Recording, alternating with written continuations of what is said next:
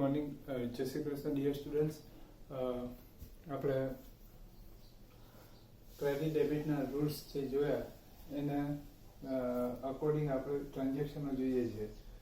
નવ question start કરીએ છીએ. ક્વેશ્ચન નંબર 3 બીકોઝ ટુ આપણે પ્રેક્ટિસ માટે આપેલો હતો. To which account the following transaction will be debit and credit? Rahim commenced business with introduce of capital rupees 6 lakh. In and out. Cash in business. So first effect in cash account. Second effect Rahim's capital account. Capital account is a personal account. And payable amount to Rahim. So personal account is credit. Cash is a real account. In debit, out credit. Cash in business. So cash account is debit. Deposited rupees 25,000 with Bank of Baroda. BOB ની અંદર આપણે cash deposit કરીએ છીએ. So first cash out from business. So first effect in cash account. Second effect in receivable amount from BOB. BOB is a legal person. So personal account. Cash real account. Cash out, so cash account is credit. Deposited in BOB, so receivable amount from BOB, so BOB account is debit. 10,000 withdrawn from business for personal use. The personal use ના માટે આપણે cash withdrawn કરીએ છીએ. So first cash out from business. So first effect in cash account. And withdrawn for personal use. Personal expense goes to drawing account. Means Rahim's drawing account.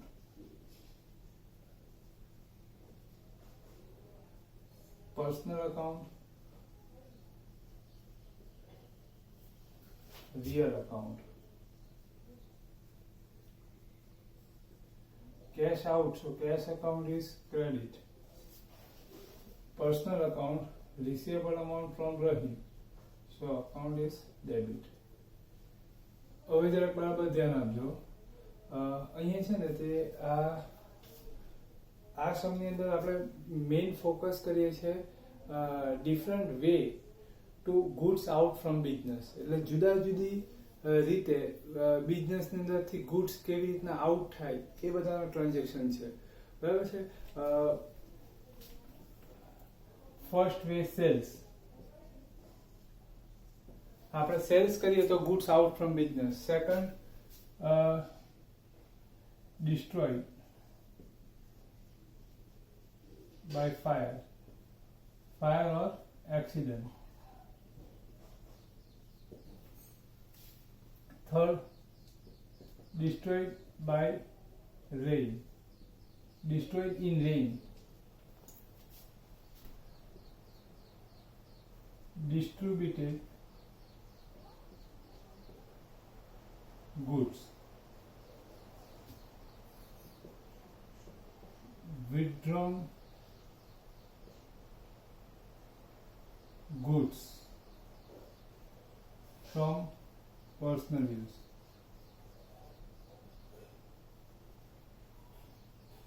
Etc. Okay. Different way to goods out from business. એટલે જુદા જુદા રસ્તા છે જેનાથી goods out from business. તો આપણે શું કરવાનું? goods out from business by sales out થતો હોય તો આપણે goods ની જગ્યાએ કયો અકાઉન્ટ નાખીએ છીએ? Sales account. Okay. goods sold to મહેશભાઈ, એટલે goods આપણે એને સોલ્ડ કરીએ તો goods out થાય. એટલે first effect goods or sales account. Second way destroyed by fire or accident, એટલે destroy થાય by fire or accident. તો એનાથી પણ શું થશે? goods out from business. goods બિઝનેસની અંદરથી આઉટ થશે તો ત્યારે કયું અકાઉન્ટ નાખવાનું? તો જે રીઝનથી ગુડ્સ આઉટ થયું હોય એ રીઝન નાખવાનું. એટલે કે goods destroyed by fire or goods destroyed by accident account. આમાં પણ રેઇન થી ડિસ્ટ્રોય થયો એટલે goods destroyed in rain, goods distributed as fee sample, goods withdrawn for personal use account. એટલે જે વે થી આઉટ થતું એ વે નાખવાનું, બરાબર. goods of ₹3000 destroyed by fire એટલે આગ લાગે અને goods destroy થશે. The first fire થશે અને goods destroy થશે એટલે goods out from business. કયા રીઝન થી? તો ફાયર થી. એટલે first effect goods out from business. So first effect in goods account. આપણે goods account નાખીએ તો પણ ચાલે, પણ goods account નાખીએ તો એનો મીનિંગ એ પણ થાય કે બાય સેલ્સ પણ આઉટ થયેલું હોય. આવી રીતે એટલે આ બધા રીઝન એટલા માટે લખ્યા. ખાલી goods account લખશું તો goods out from business એ બતાવશે, કારણ કે અકાઉન્ટ ક્રેડિટ કરશું એટલે એનો મીનિંગ ખબર પડી જશે કે goods out from business. પણ કયા રીઝન થી આઉટ થયો, બરાબર ને? એ સેલ્સ થી પણ હોય, ફાયર થી ડિસ્ટ્રોય પણ થયો હોય, રેઇન માં પણ ડિસ્ટ્રોય થયો હોય, ફ્રી સેમ્પલ પણ આપણે એને ડિસ્ટ્રીબ્યુટ કર્યો હોય, પર્સનલ યુઝ થી વિથડ્રોલ પણ કર્યો હોય, બરાબર ને? એટલે ઘણા બધા રીઝન હોય, બરાબર ને? તો આપણે એનું અકાઉન્ટ એક નાખવું પડે, બરાબર? નહીં તો ખબર જ નહીં પડે. ખાલી એટલું ખબર પડે કે એટલું ઇન્ડિકેટ કરશે કે ગુડ્સ આઉટ ફ્રોમ બિઝનેસ, પણ કયા રીઝન થી એ નહીં ખબર પડે. એટલે એન્ડ ઓફ ધ યર એ પણ આપણે જાણવું જરૂરી હોય કે ગુડ્સ બાય સેલ થી આઉટ થયો છે કે બીજા કોઈ રીઝન થી આઉટ થયો છે. બાય સેલ થી આઉટ થયો તો એની અંદર પ્રોફિટ કે લોસ હોઈ શકે, બરાબર છે? પણ આ બધાની અંદર શું હોઈ શકે? ઓલવેઝ લોસ જ હોઈ શકે. એટલે પ્રોફિટ કે લોસ જાણવું હોય તો કઈ રીતે, કયા વે થી ગુડ્સ આઉટ થાય છે એ રીઝન આપણે નાખવું કમ્પલસરી છે. તો અહીંયા goods of ₹3000 destroyed by fire એટલે આગની અંદર goods destroy થાય છે. તો goods out from business. So first effect in goods destroyed by fire account. એટલે goods out from business, goods તો destroy થઈ ગયો, goods બહાર નીકળી જશે. હવે સેકન્ડ ઇફેક્ટ શું આવશે? ઇન શું થશે? ઇન કઈ નહીં થશે. ઇન શું થશે? goods destroy થાય એટલે શું થશે? લોસ થશે. એટલે second effect loss on goods destroyed by fire account. બરાબર? ગુડ્સ ડિસ્ટ્રોય થયો, આપણે બાય સેલ્સ આઉટ થયો હોય ગુડ્સ તો સેલ્સ અકાઉન્ટ લખીએ. સેકન્ડ ઇફેક્ટ રિસીવેબલ અમાઉન્ટ હોય તો જે પાર્ટી પાસેથી અમાઉન્ટ રિસીવેબલ હોય તેનો અકાઉન્ટ નાખીએ. પણ આ ગુડ્સ ડિસ્ટ્રોય થયો બાય ફાયર એટલે ફાયર થી ગુડ્સ ડિસ્ટ્રોય થઈ જાય, goods out from business. Goods અહીંથી નીકળી જશે પણ એની અમાઉન્ટ રિસીવેબલ છે નથી, એની અમાઉન્ટ આપણે કોઈ પાસેથી લઈ નહીં શકીએ, બરાબર ને? સો લઈ નહીં શકીએ એટલે શું થશે? જે ગુડ્સ ડિસ્ટ્રોય થયો એમને જ થઈ ગયો એટલે લોસ થશે. એટલે second effect loss on goods destroy by fire account.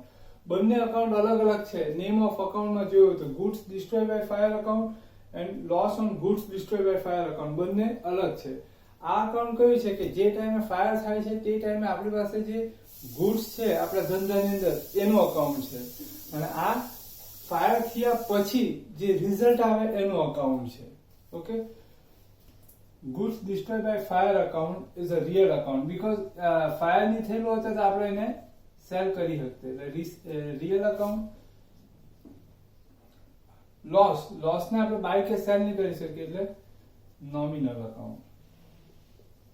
Nominal અકાઉન્ટનો rule expense, loss, debit, income, gain, credit. એટલે લોસ છે એટલે ડેબિટ થશે,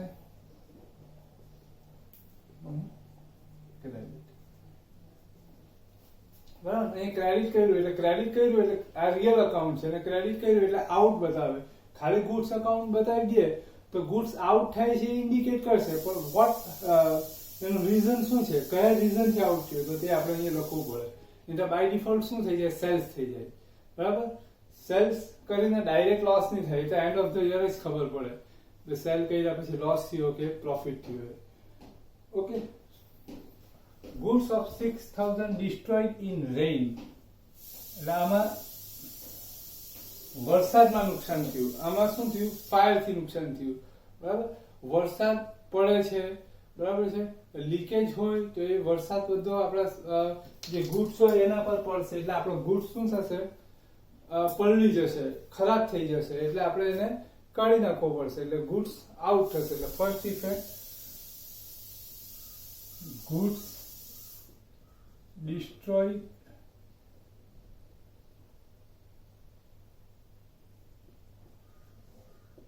in rain account. Second effect વરસાદમાં પલળી ગયો, બરાબર ને, એટલે ગુડ્સ આઉટ થયો, હવે એની અમાઉન્ટ રિસીવેબલ છે કે પેએબલ છે નથી, એટલે શું થશે, લોસ થશે. Second effect loss on goods destroyed in rain account is a nominal account, the real account. In debit out, credit. Goods out, so goods account is credit, debit. Goods of rupees 2000 destroyed, distributed as free sample for advertisement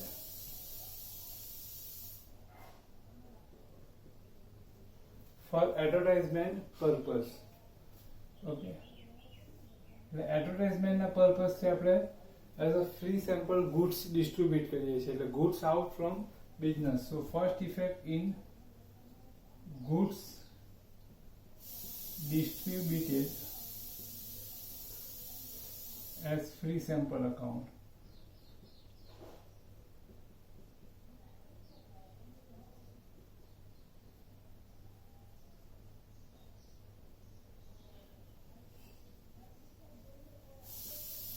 second effect as a free sample આપણે distribute કરીએ એટલે આપણને expense થશે ને, એટલે second effect in advertisement expense account. આમાં loss નહીં લખાશે કારણ કે આ તો આપણે જાણી જોઈને કરેલું છે, બરાબર ને, ફોર એડવર્ટાઇઝમેન્ટ એક્સપેન્સના પર્પઝથી, એટલે આમાં લોસ નહીં લખાશે, આ એક્સપેન્સ કરેલો છે. ઓકે, એટલે એ એક્સપેન્સ અકાઉન્ટની અંદર જશે, is a nominal account, expense છે એટલે debit, the real account out, so credit. Goods of rupees 10,000 withdrawn from business for personal use. એટલે પર્સનલ યુઝના માટે ગુડ્સ વિથડ્રોલ કરે છે, બરાબર, એટલે first goods out from business. So first effect goods withdrawn for personal use account.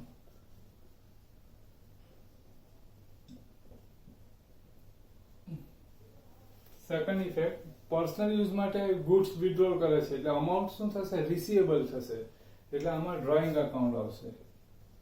Receivable amount નહીં થતી હોય, આ જે ગુડ્સ આઉટ થયો એમાં અમાઉન્ટ રિસીવેબલ થશે એટલે ડ્રોઈંગ અકાઉન્ટમાં નાખ્યું, આમાં રિસીવેબલ નથી થવાની એટલે લોસમાં નાખ્યું, આમાં પણ લોસમાં નાખ્યું, આમાં ડિસ્ટ્રીબ્યુટ થયો પણ એને શાના પર્પઝથી, એડવર્ટાઇઝમેન્ટના પર્પઝથી કર્યું એટલે આપણે એડવર્ટાઇઝમેન્ટ એક્સપેન્સ અકાઉન્ટમાં એને નાખ્યું.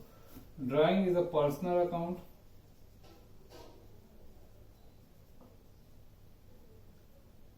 real account, debit, credit, receivable, so debit. હવે આજના 5 account,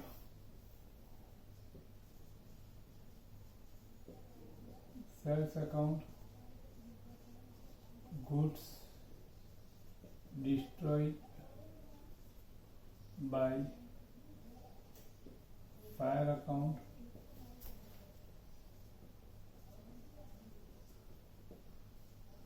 drawing account, goods loss on goods destroyed by fire,